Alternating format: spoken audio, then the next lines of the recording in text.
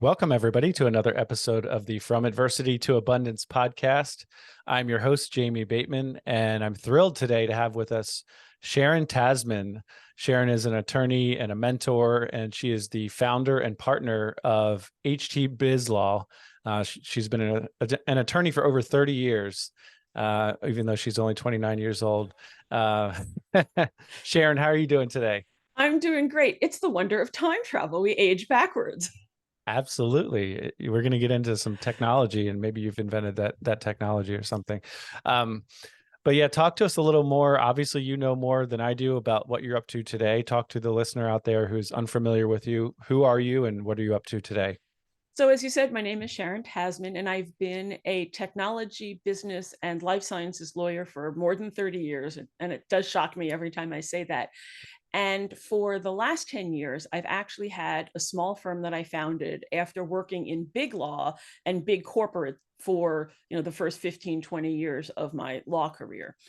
And what I like about having the small firm, which is HT Biz Law, is we are able to focus on, for our larger clients, mission-driven companies that feel good to work for, but Mm, also the flexibility to work with solo and small businesses, hmm. because I truly believe that law shouldn't only be for big companies.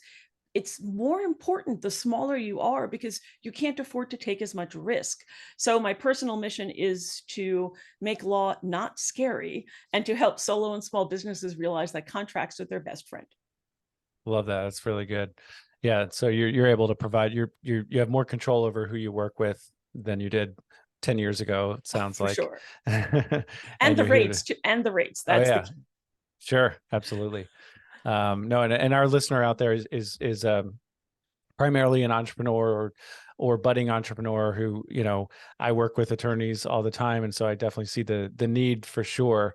And that's awesome that you're kind of bridging that gap uh, between law and small business. And So, that's really the goal. It's my passion project, is to help especially women and members of the BIPOC community to level up, because it we do have to work a little harder. There are some barriers to overcome, but also for all entrepreneurs, no matter what type of business you're in, you just have to protect yourself. And there are some things that kind of catch people backwards. Even big companies and small companies really need to get it right the first time if they can. absolutely, I love it. So we're going to drill down into what you do. A little bit later, we're going to drill down into some more specifics. Let's jump back into your backstory. Obviously, the podcast is called From Adversity to Abundance. So you and the listener know that we're going to talk about some adversity that you've faced. And in your case, we're going to focus on health and some major health challenges that you've overcome. So I'll let you take it away. Where do you want to start? So I will start at graduation in high school. So I originally had planned to be an engineer. My mom started programming in the 1950s. She was like one of those hidden figures women. My brother started programming. They taught me when I was 12, and I was totally on the path of, I'm going to become a programmer, and that's what I'm going to do with my life. Except my graduation present from high school was stage 4 cancer. Mm, And when involved a lot of chemo and a lot of treatment. And that kind of chemo, when you are young and your brain is still developing, actually can affect your brain. So mm, my ability to do higher math processing was mhm, affected. mm, Logic wasn't affected. Overall IQ wasn't affected. My mm, ability to learn foreign languages wasn't, but higher math processing was. So staying on the scientific computer programming at a top engineering school path was mhm, not exactly the right path. It took mhm. me the first 2 years, and getting admittedly a 17 on an exam, which at the Wow. which no 35 was passing, or 37 Mm, was passing. mm, But I just realized it just wasn't where I was going to go. So I mhm, I first switched into business programming, because mhm, you have to pivot when life throws things at you. And that's, mhm, I think that's been the biggest lesson of my life overall, which is, one, you're never too old and it's not too late, which is more now. mhm, But another, I think it's actually a Turkish proverb, which is, no matter how far you've gone down the wrong path, turn back. mm, It's never too late to turn back and to mm. change gears. And I Yeah. think that is I think a key trait for me that I was able to embody early on. In fact, and a cousin gave me that quote on a piece of paper when I was Mm, going through this. mm, So it's really stuck with me, which is you have to be able to be nimble and move. yeah. Now, the health thing kind of always was there because when you Mhm, have that much chemo, you have side effects kind of for the rest of your life. sure. So But yeah, so oh, paint that okay. picture as far as just what that looked like. I mean, and again, I say again, I'm an open book. So yeah. I started coughing. The doctor thought I had bronchitis. Then I kept coughing and thought he had asthma. He thought I had asthma. I started throwing up. He thought it was the medication. He stopped the medication. I was still throwing up. So he pressed on my stomach, and this is true, but slightly funny. He said, "Is there any chance you could be 7 months pregnant and not know it?" And I kind of hauled off and slapped him slightly indignantly and said, "I have a 3.95 GPA. I'd know if I ever had sex." Right, And right. I was just like, it was not possible Yeah, unless it was the Immaculate Conception. I was, right. the ultimate good girl in high school. Hmm. So it turned out that the tumor was so big, it was compressing my lungs. It had shifted all my organs around. Wow. And when I had the surgery, it was 10 inches and 7 pounds, which is why he thought it Wow. was a baby.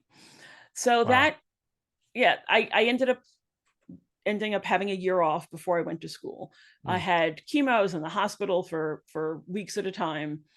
And I got out and I was determined to try to go to engineering school, but mhm, it became apparent that wasn't necessarily the right call, but I was determined.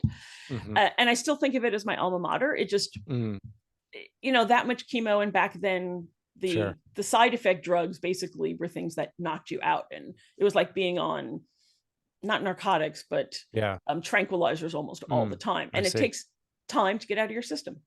Sure. Gotcha. No, that's, I mean, wow. So yeah, So I that's, ultimately ended up graduating with a degree. I changed schools halfway hmm, through. I worked for a while for GE as a programmer. I was hmm, good at it. I didn't love it. I mean, hmm, I'm very glad I have the skills to be a programmer sure. because logic wasn't affected, just math. And in engineering school, you had to have these really high level math classes. Hmm. I had taken some business classes, I had taken some law classes, and I loved them. So I'm like, Hmm. okay, let's go. So I switched. And that was the first, sort of overcoming adversity part, Yeah, beside the physical health and getting through it. sure. It was, well, this isn't how I thought my life was going to go. Now what? Yeah. Uh, Yeah. you know, Well, because I also am very different story, and I didn't have to deal with that adversity for sure. But I did transfer schools in college, and so I know from that standpoint what it's like to kind of navigate when should I be persistent and put my head down and work through this hard time, this adversity, versus this is the wrong path, as you mentioned in the Turkish proverb, and I should back up or change or pivot. So I know there's no one size fits all answer, but for the listener, how do you navigate that, whether it's in your personal life or professional life? it's interesting, as I faced it probably younger than most people have to face major Yeah. life decisions, but it it sort of it was the voice that was in the back of my head for a while that I was trying to fight against, Mm, because I'm very competitive with myself, and I just wanted to be normal. It was my way of coping, was I just want to be normal. I want to be able to push through and do the things I was going to do.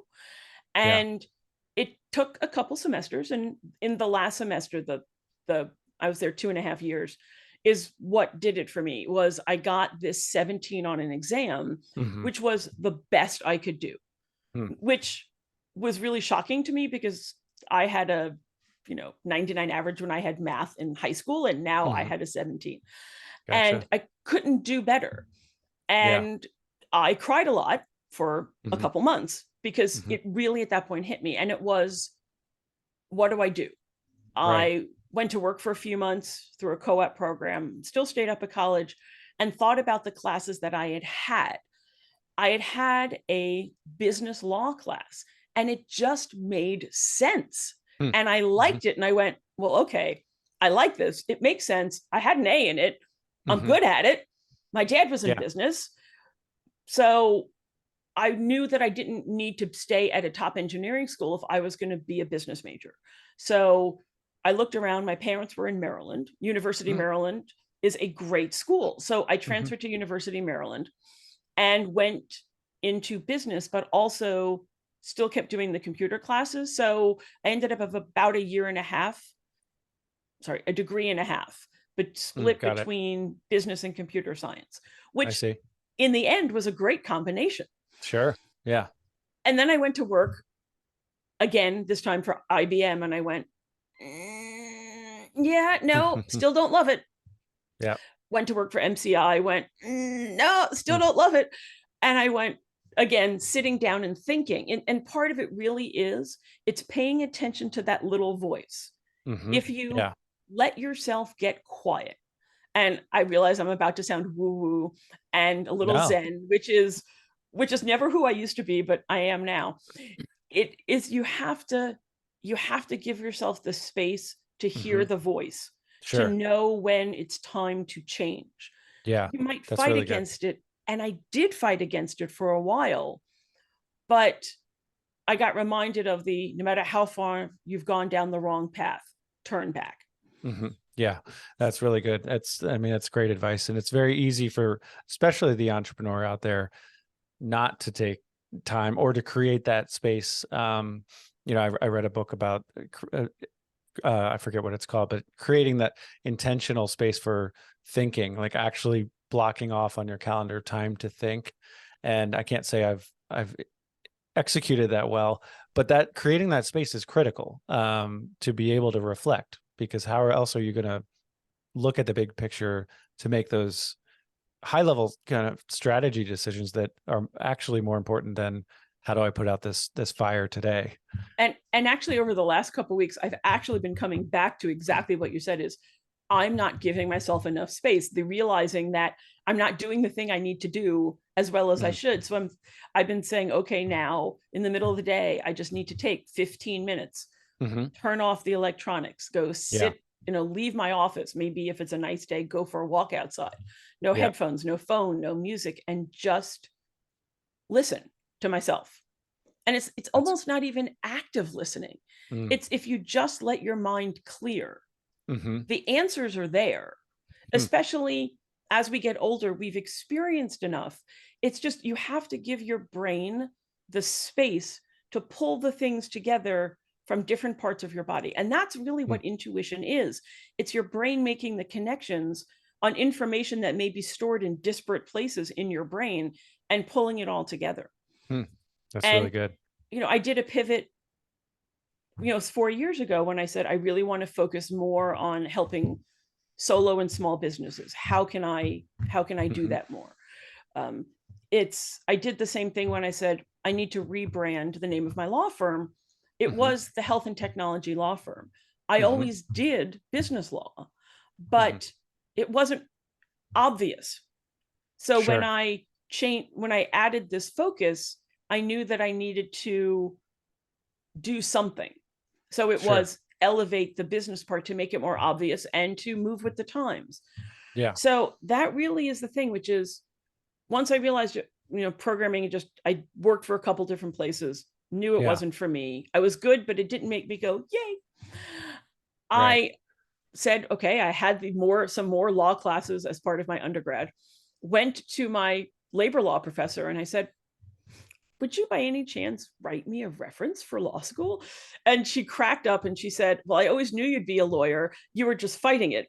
I told my mother and she said, well, I've always despised lawyers, but I think you'll make a very good one. To which I was like, thank you, I think. Yeah, right. But what I do now, it's not, pardon me out there to the types of lawyers who do these things. I do what I feel like is very clean law. I don't need another shower at the end of the day. I never go to court. I'm not using kids as wishbones. I'm not chasing ambulances. I'm helping businesses build solid foundations. I'm helping companies with good missions achieve their goals safely. I represent a research foundation where they research solutions and cures for diseases that have such a small patient population that the big companies won't touch it because it's not as profitable.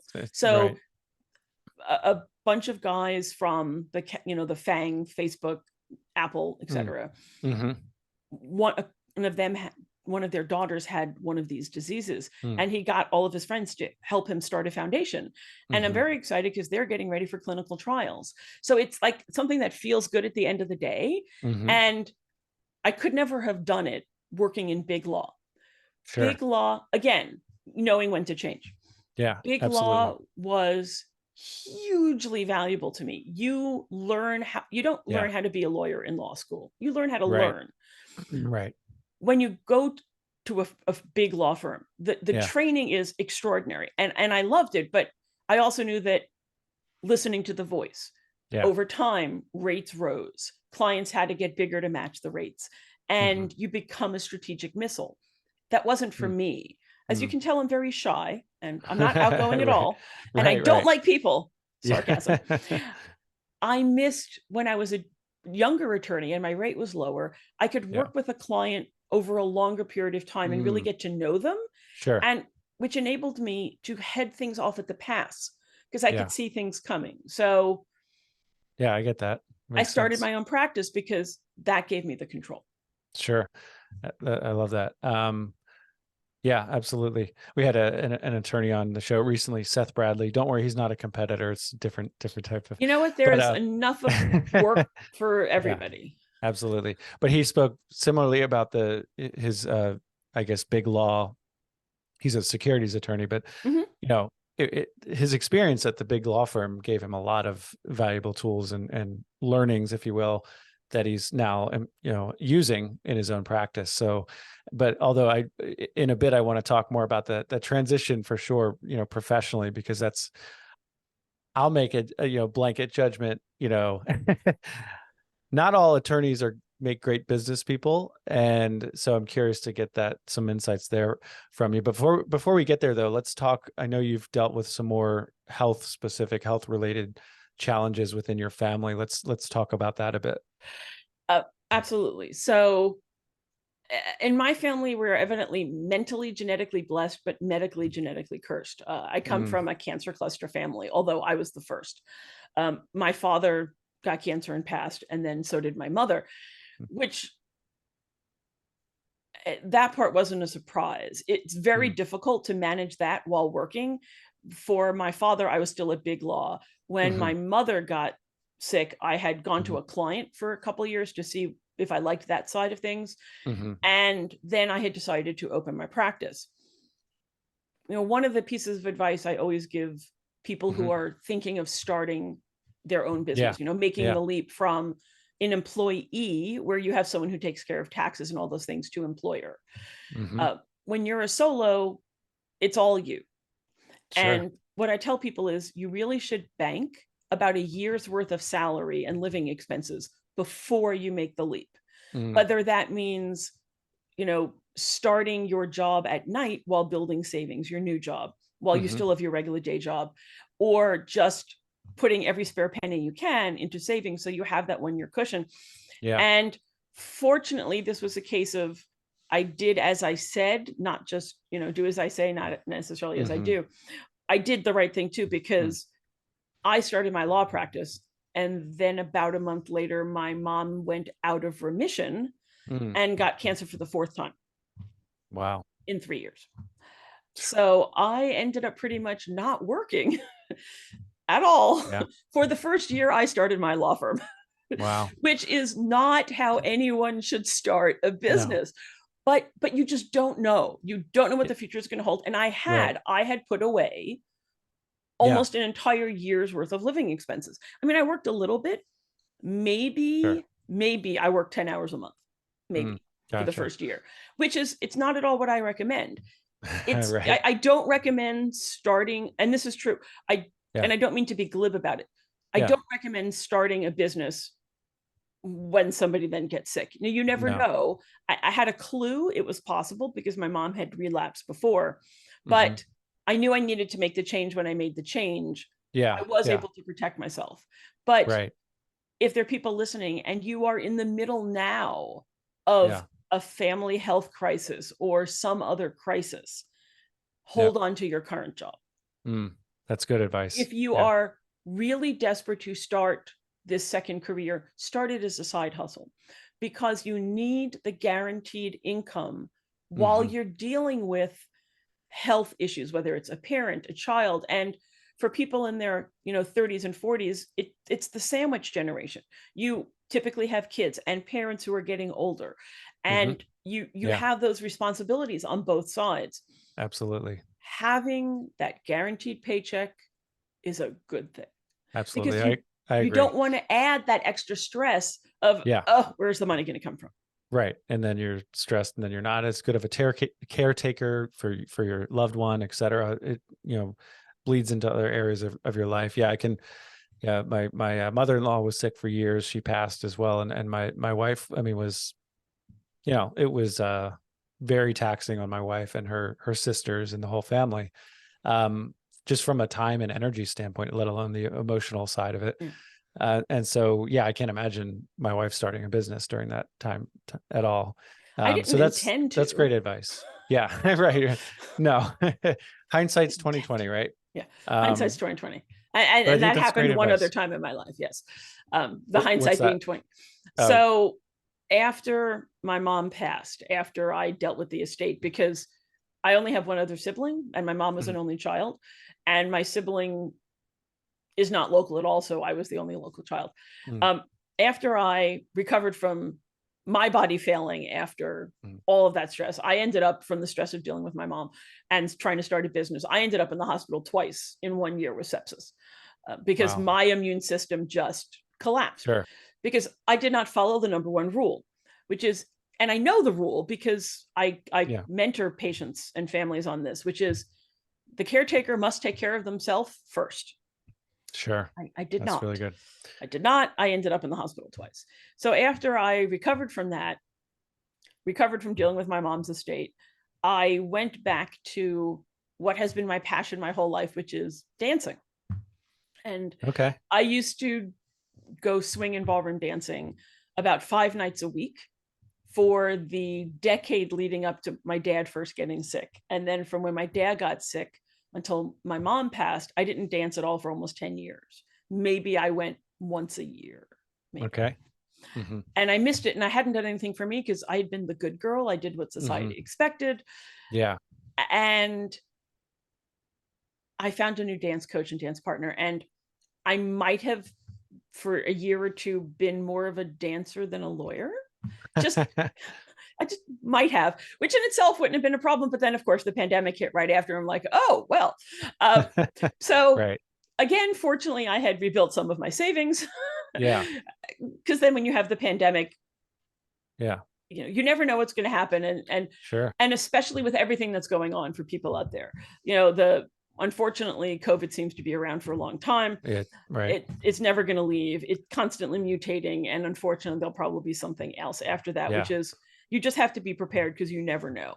You really, Absolutely. really, really, if you're starting a business, you have to have that year of savings available. Yep. Ask. No, it's really good advice. I took 7 years. I was blessed in that I was able to work part-time. I worked full-time for a while, for at Fort Meade for the DoD, and then I I switched. know that And place. I know lots of people yeah, there.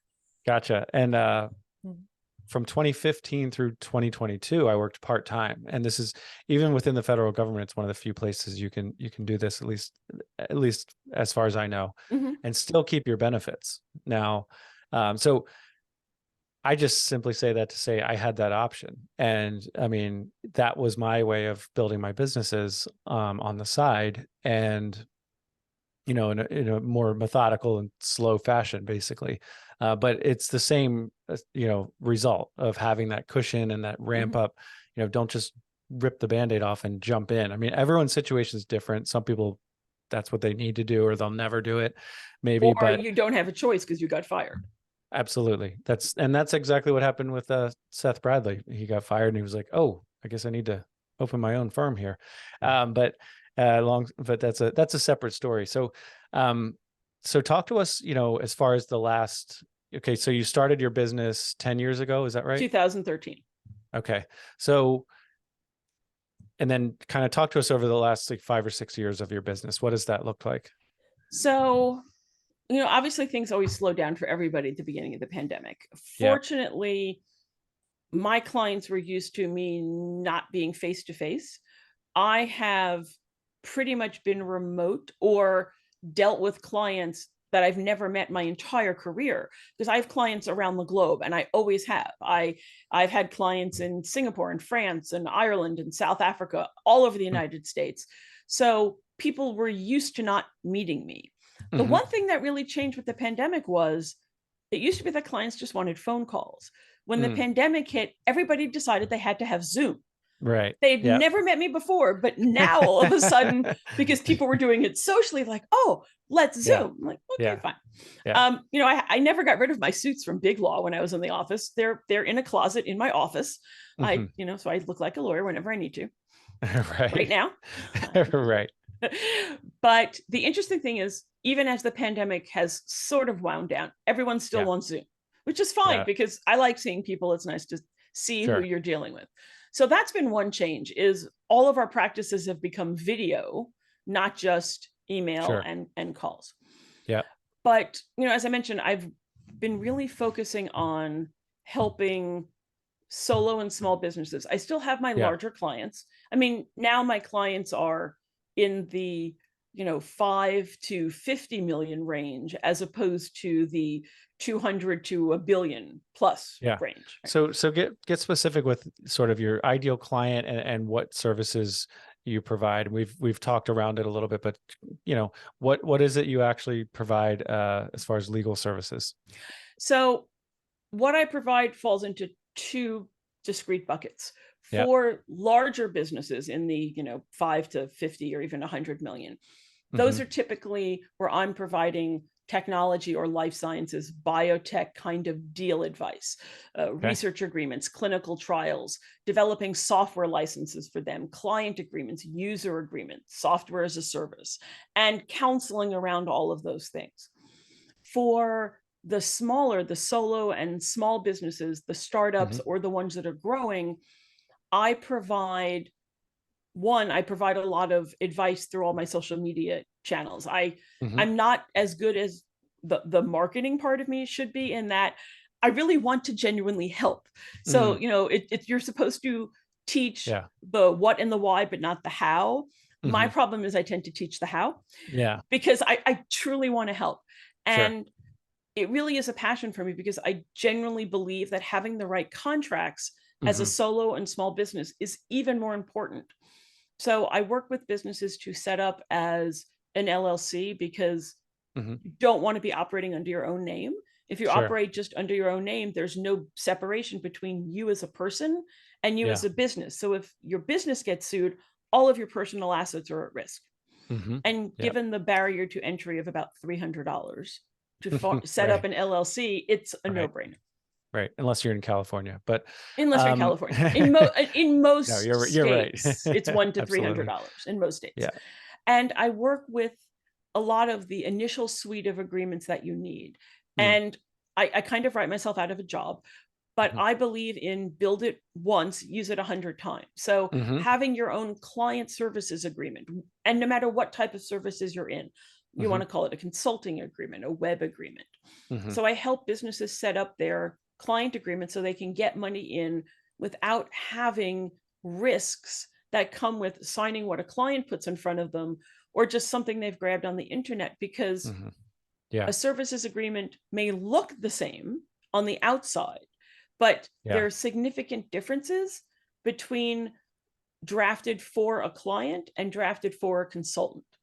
Sure. Um, That have you makes ever sense. have you ever played poker? A little bit. I've Right. dabbled. Okay. Yeah. Whoever puts the money, or the cards on the table first loses, usually. Sure. But when it Yeah. comes to law and contracts, Yeah. whoever puts their form of the contract on the table first Mm. wins almost every time. And Interesting. when small businesses have their own templates, it Yeah. actually reduces their legal spend, and it Mm. reduces their risk, because they don't have to wonder what somebody else has put in front of them, or hire a lawyer to figure it Sure. out, or worse, just sign it. Because there are some things that really can be fatal that you may miss, Sure. like copyright law. If pretty much everybody is Yeah. touched by copyright law, whether they think they are or not, because it covers reports, drawings, software, code, apps, the content of a podcast, Yeah. Yeah. algorithms, macros, your tools, all of that. If you assign what you have done for a client to the client, and you have included any of your background things that you use that make you special over and over, if you assign those to the client, you don't have anything left to use ever again with anybody else. Yeah, that makes sense. Yeah, and I've seen that happen. Or you want to be nice when you're starting up. Everyone Right. wants to get the money in the Sure. door. You want to be right. You want to be nice. I'll just sign it, and the contract will say you'll perform the services until the client is reasonably satisfied. It sounds reasonable, Right. But except how do you define that? Exactly. The problem with that is Yeah. if you sign something that says you will Yeah. perform services until the client is satisfied or reasonably satisfied, you have agreed to legally be bound to keep working as long as until they say, I'm good. Yeah. Yeah. No, Most, I work with attorneys a lot with we do mortgage note investing and real estate investing and also contracts, for small business Mhm. and that kind of thing. And absolutely. I mean, there is an art to being a small business owner and deciding when do I pick up the phone to call my attorney. It's not, because you can go the other way, in my opinion, and overanalyze and over, focus on risk. And there are times where I'll just sign a contract. I mean, I'll read it, but I don't always run everything past my attorney. But I will say, in general, it's not that expensive No. to get a legal review done upfront or draw up the contract, as you're saying. And we present the first contract, the first version of what we're even going to talk about. And that's one time. It's a one-time expense up front. And it's Yeah. not that expensive. So Yeah. because I've been doing this for 30 years, I know how long it takes. I know the questions I need to ask. So for these basic contracts, we offer them on a flat fee basis to Okay. create the templates. And Yeah. I think every company needs three things. They need a confidentiality agreement to protect themselves. So when they have these pitch meetings or talk with potential third parties, they aren't literally giving away their advice for free. You need Sure. to protect it. You need some form of client agreement, whatever business you're in, whether it's a sales agreement, a client agreement, but you only need one that you get to then use over and over and over and over. You just change the description of what you're doing. And the third thing is, if you're at the point where you're ready to hire contractors yourself, a template that gives you the rights you need.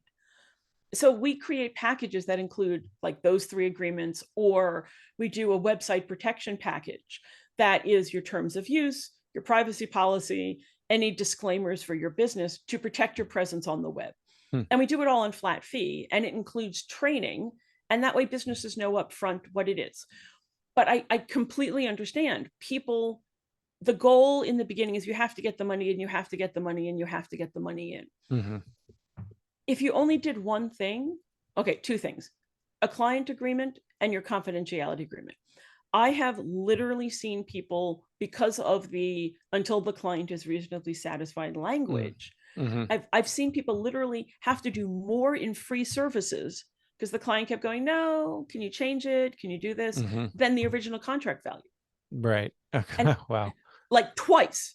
And Wow. sometimes it's just because the client doesn't know what they want. Sometimes it's because the client knows that they can do it. I've seen I both see. the innocent and the malicious. Right. Sure. Unfortunately, same effect. You're Right. Whether losing you're negligent or intentional about it, right? very lawyer words, negligence, intentional, exactly. But the thing is, it's what people don't realize is when you're in that situation, you're losing both the money that you would have made on this contract had it been drafted right, but the opportunity cost of a different project that might have paid you So more. true. Yep, that's absolutely true. An opportunity cost is something that's easily overlooked. Yeah. So yeah, couldn't agree more. So yeah, that's really good. Now, and so you find, it sounds like you also not only, I assume do well financially with the business, but also get a lot of kind of internal value and I guess sense of purpose in working with the clients you serve. Is that right? It is. I mean, for me, one of my taglines is age is an asset. Most businesses are started by people over 40. And people, when you're older, you have more at risk, but you have, sometimes there are more barriers to start it up, or you feel like you can't. And which is why I Hmm. truly believe, beside the fact that no matter how far you've gone down the wrong path, turn back, Hmm. you're never too Yeah. old. It's never too late. I started Yeah. my first business in my 40s.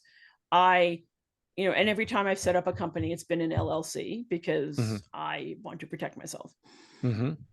Sure. But now it really is, how can I help Yeah. more sometimes than the money, right? Yeah. And if I was more money driven, well, one, if I was completely money driven, I never would have left Big Law, because at the end of the day, the salaries can be insane.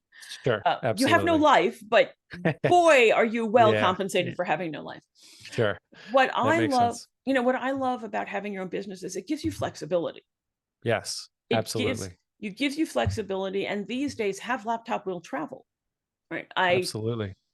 If you set up the right systems, if you are connected, and this is where having studied computer science is very handy. I'm a geek. Yeah.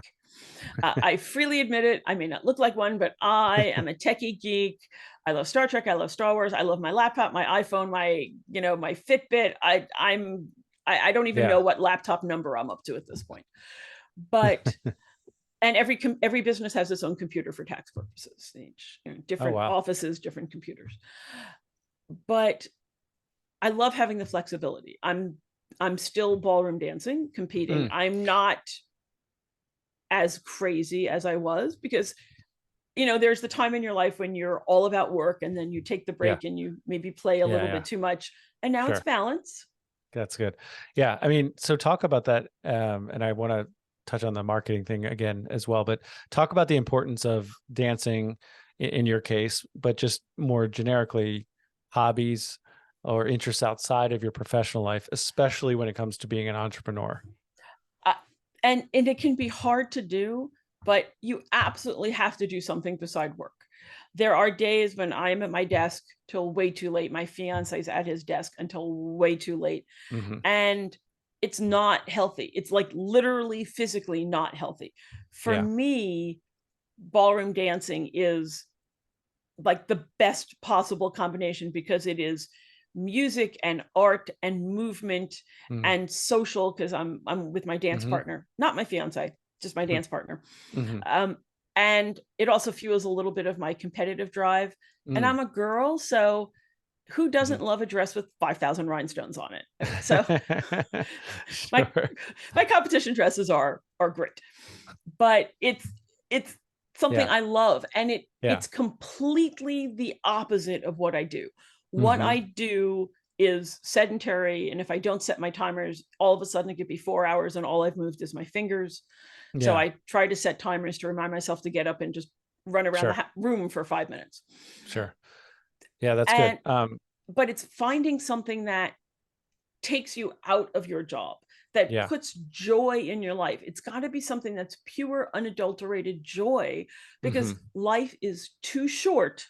Yeah. It's just too short to Sure. just work. And I got reminded of it last year. Yeah. I when I was younger and I had cancer, it's always, you remember, you never know how much time you have, you never know how much time you have. And then Hmm. as the years pass, you forget just a little bit. Now, I always knew in Sure. the back of my mind, but one, the pandemic hit, and then all of a sudden people realized, well, that changed everything. Sure. But then last year, because several relatives died of pancreatic cancer, I Mm. did screening to make sure I didn't have it, Mm. and they found esophageal cancer instead. Now, fortunately, Wow. they found it super, super, super, super early. Oh, So early nice. that the first time they looked for the pancreatic cancer, it wasn't there, but 10 weeks later it was. Wow. So this time it was no chemo, no radiation, thank goodness. Wow. All the surgery was done. They go Mm. down your throat. But you hear the word cancer again and you go, Yeah. Yeah. yeah, I have to enjoy my life just a little bit more, Sure. because it's that reminder. We don't know how much time we have. Yeah. Tomorrow may never come, right? Tomorrow may So, never come, and you could be completely healthy. And I'm sorry, people, listeners, You could be Yeah. hit by a bus walking across the street. You just Sure. don't know. And I guarantee none of us on our deathbed will regret Mm-hmm. working more. I mean, Sure. we'll not regret Yeah. if we could have worked more. No one is going to Right. think, oh, I wish I worked more. It'll be, no, Absolutely. I wish I saw the pyramids in Giza. I went on the Caribbean cruise. I spent more Yeah. time with my family. I did that thing I always wanted to do. For me, I always wanted to be a dancer, even when I was a kid. Mm-hmm. But I got to do it. And it Yeah. was this perfect point in time. You have to find that moment that gives you flow, where it takes you out of yourself, whatever it is, Mm-hmm. art, Yeah. music, sports, knitting. I mean, Yeah. anything, that thing Sure. that gives you purpose besides Absolutely. your I job. love that. Love that. What would you say? And I do have some rapid fire questions. Sure. But before we get there, what would you say as far as, some people, and again, it's never one size fits all, but advice to the person working a W-2, who has a passion outside of their professional career, right? And they're thinking about starting a side hustle related to that passion. Do you have any advice there? I mean, some people say, do what you love and you'll never work a day in your life.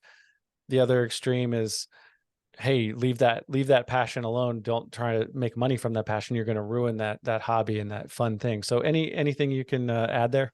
So I absolutely can argue both ways. Well, you're an attorney, so you should be I'm able an to, right? attorney. I'm also a travel agent on top of all this, Oh, wow. because I've Huh. loved to travel. I've been to 55 countries. I helped friends for years, and they kept going, "Why don't you become a travel agent?" I'm like, nah. And they kept saying this, and I said, okay. And then I'm like, oh, I'll do it as my act two.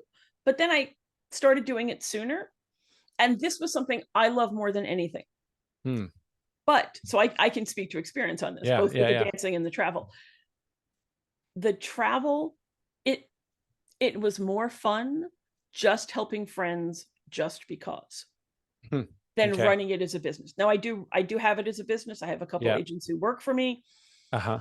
and within that it's been narrowing it down to the type of travel we want to work with, and we're Hmm. more like travel advisors than true we'll just book whatever. Traveling. We try to Hmm. find the right thing for you. Dancing, I have not turned into a profession. Hmm. Yeah. It I mean, when I'm preparing for competitions, it is work, but it is passion. What I would say is, if there is your outside interest that you are debating whether or not to turn it into a second career, you Hmm. have to think really hard, and you have to be really honest with yourself. And what you do is you have to look into what it means. If I took this as a business, what does it actually involve? Hmm. What are the day-to-day things that happen if it becomes a business? Yeah. Do I need a team of people? Am I giving up sleep that I'd rather have? Yeah. Will I have to learn all these other systems and take care of all these little minutia which are not as interesting? The only way, the only person who can make the decision of whether or not to make the change is you. Hmm. You have, Yeah. but it requires difficult honesty with yourself. Hmm. Will Yep. it bring you enough income? Because thank God I was not a full-time travel agent during the pandemic. I mean, for 3 Sure. years, I would have had Right. no income at all. Sure. Yeah. But at least, so I've changed my law part Hmm. to love what I'm doing. I Yeah. love helping people start businesses, get it Yeah. right, level up, stay out of trouble, get paid what they're worth.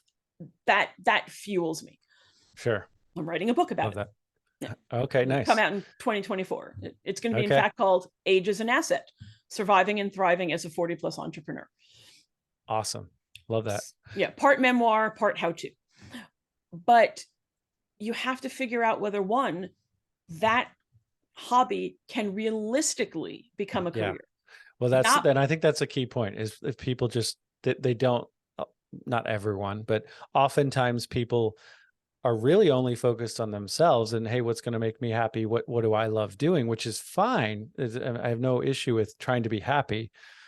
But if you take that too far and you're not open to what does the market say this will actually pay me, and what are the needs of others, really is what that comes down to, then you're not doing enough true research, or, you're just not analyzing this well in a practical manner, it's probably not going to pay you enough for you to do well. And then you're going to end up hating that thing that you used to love.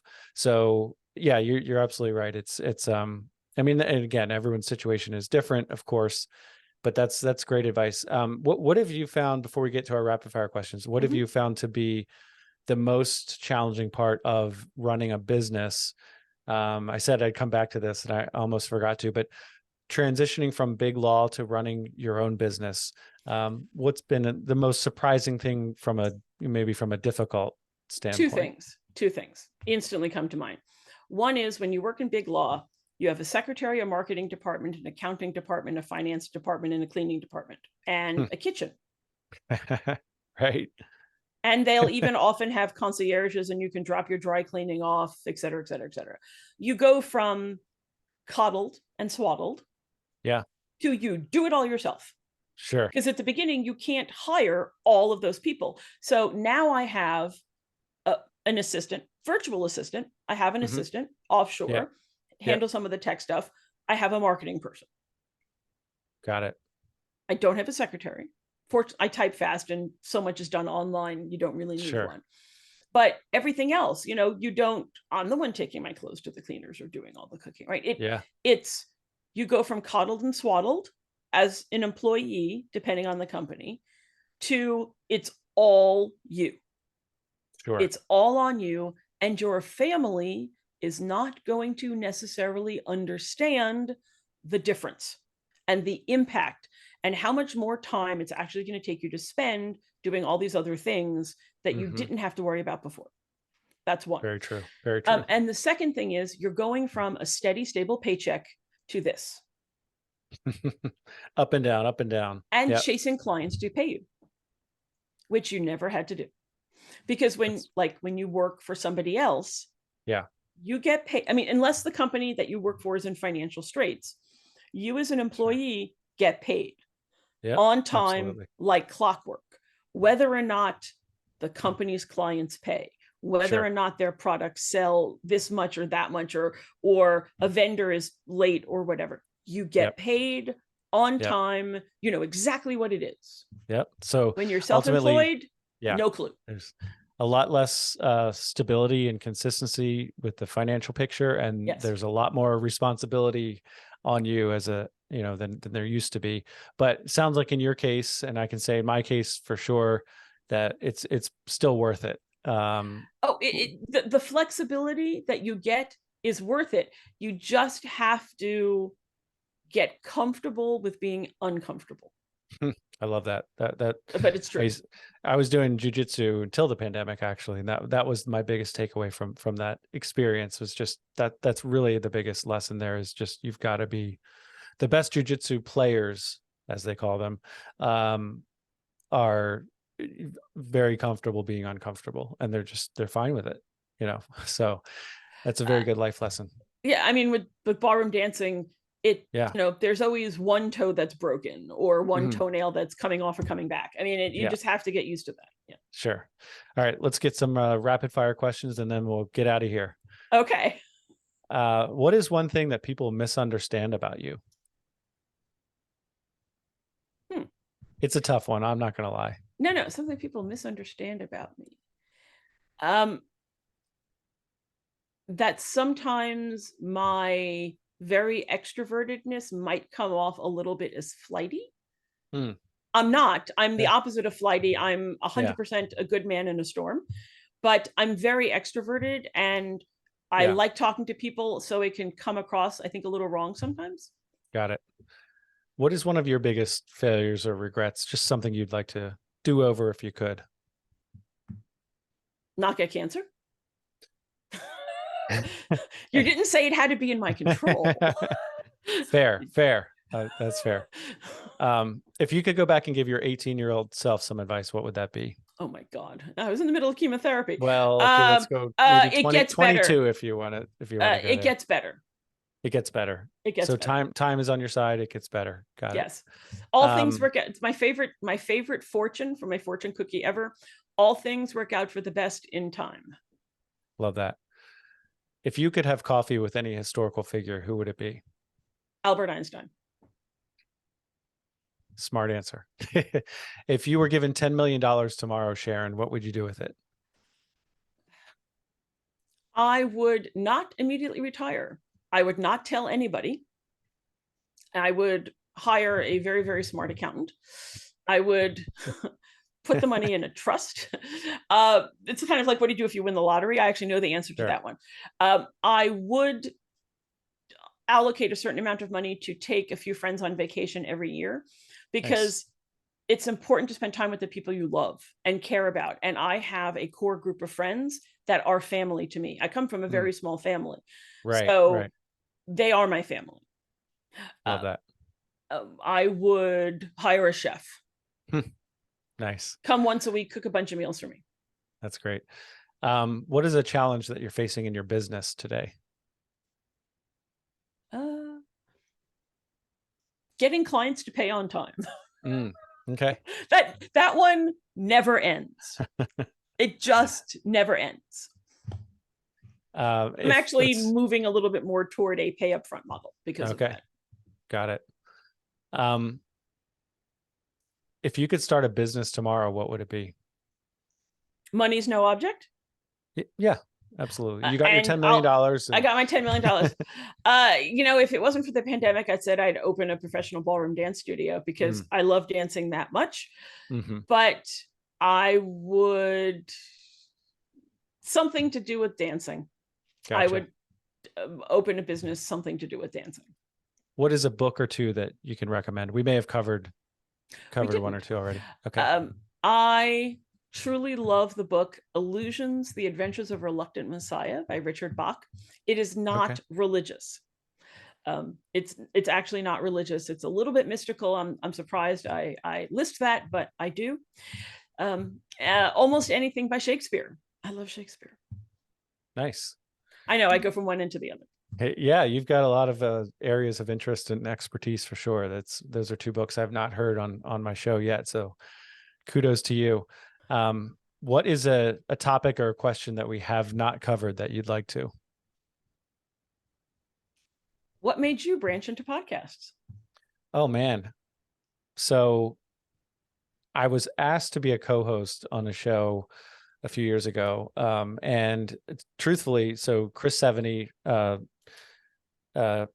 peer of mine now, he asked me to be his co-host. And at the time, honestly, I was, deer in headlights. I was thinking, no way.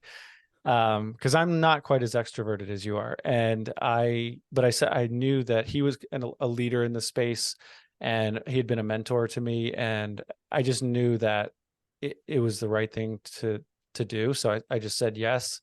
And since then, man, I've just loved it. I ended up frankly carrying a lot of the weight for that show for a period of time.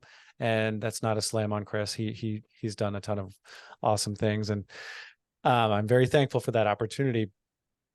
I just really enjoyed it. I also used to be an investigator and I just love learning and trying to become a better listener. And people's stories are just inspiring. So this is a way for me to expand my network, learn from others. My wife is so tired of hearing me talk about, I had this podcast interview, because it's just, I'm so inspired from it.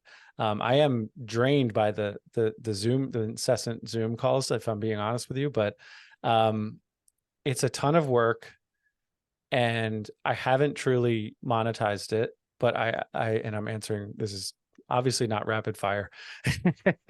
But I really want to impact other people by inspiring them through stories like yours, Sharon. And, like you said, you really want to add value, whether your people are paying for it or not. And that's true for me too. I just want to give back, if you will, and just add value, add inspiration, especially to the entrepreneur. And, I know it will come back to me, and I know I've already benefited from being a podcast host. So great question. I was going to mention on the marketing thing, So Alex Hormozy is like this cutting edge marketer. He's a I know who gym Alex guy. is. Yeah. Yeah, he kind of like broke the internet the other day on his book launch. I haven't followed it as closely as some people, but it's moving in a direction, whether, you know, whether big law likes it or not, or, you know, we're moving in a direction from a marketing standpoint where they say your free stuff needs to be better than the other guy's paid stuff. So that's just where we're headed. Content is king. And look, I put out this show for free. I hope people love it. I hope we continue to grow the listener base. How is it going to benefit me truly in the end? I don't really know. I hope it does. Honest answer. Yeah, but no, I'm glad you asked. I didn't know I was going to go that long, but I love this podcast. I love podcasting. You know, does it tie in perfectly with my own businesses? Not really. But yeah. What about you? Any thoughts on podcasting? So I've discovered I love being a guest on a podcast. I don't Mhm. think I want to host a podcast in the Yeah. foreseeable future, in part because I am aware that I cannot do more Yeah. than I'm already doing between Yeah. law, dancing, trying to have a life, getting married in November. It's a ton of work. I'm not gonna Trying to lie. stay healthy. Yeah, and I wouldn't want to do it and not do it well. Yeah, So absolutely. I discovered that I just love actually being a guest on podcasts. It's fun. I love meeting different people and talking about different angles and truly trying to hopefully pass on some wisdom to audiences. Yeah. I mean, this one we've talked a little less about law and business and more about life in general. And that's great because if it can make somebody realize that, one, you're not too old, it's not too late. Yep. And whether it's a painful divorce or a major health problem or a family situation, you can overcome it. Yes. And it may change your direction. Go with the flow, and your life isn't over. It's just going in a different direction, and that's okay. So if somebody is listening and realizes that, or draws inspiration from the fact that I'm a stage 4 30-year ovarian cancer survivor, great. Yeah, no, that's fantastic stuff. That's really good. Awesome. Well, Sharon Tasman, this has been really good. Where can our listeners find you online? So our website is htbizlaw.com. And pretty much that is my handle everywhere. Instagram, Facebook, TikTok, YouTube, at HT Biz, BIZLAW. That's where you can find us. We've got a free roadmap on the 6 must-haves if you're starting a business. And you can find that at roadmap.htbizlaw.com. But everything is accessible from all of our social media, and I'm regularly posting education content, how-tos, answering questions, and feel free to reach out. Fantastic. I know you have a pretty decent size following on TikTok, and although I thought that was only for they used to say it was only for like 16-year-old, And my audience is almost all over 35. Yeah, no, that's definitely an important platform for sure. Well, Sharon, thank you so much for joining us. We really appreciate it. Thank you. And Chris, thank you so much for having Jamie. I don't know why I said Chris. Oh, it's okay. It's just been a long day. Yes. It's all good. Jamie, no, I'm so sorry. It's all good. So, and to the listener out there, thank you for spending your most valuable resource with us. And that is your time. Thanks, everyone. Take care.